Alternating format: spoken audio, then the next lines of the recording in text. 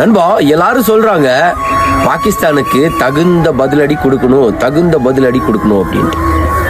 சரி, கொடுத்துருவோம். ஆனா யார் கொடுப்பா? நம்ம எல்லாம் ஓட்டு போட்டு ஜெயிக்க வச்சோமே அந்த அரசியல்வாதி கொடுப்பாங்களா? இல்ல பெரிய பெரிய பிசினஸ் மேன் கொடுப்பாங்களா? இல்ல. அப்புறம் ராணுவ வீரன் தான் கொடுப்பான். அதுவும் எந்த ராணுவ வீரன்? தாய்நாட்டுக்காக உழைக்கிறதுக்கே டிக்கெட் கிடைக்காம டாய்லெட்ல உட்கார்ந்து போவோம் பாரு, அந்த ராணுவ வீரன் கொடுப்பான். ஆபீஸ் வேலைகளுக்காக வரும்போது 6 மாசத்துக்கு ஒரு தடவை தான் வரும் அப்படின்றது தெரிஞ்சும் லோன்னு அலைய வைப்பீங்களே, அந்த ராணுவ வீரன் கொடுப்பான்.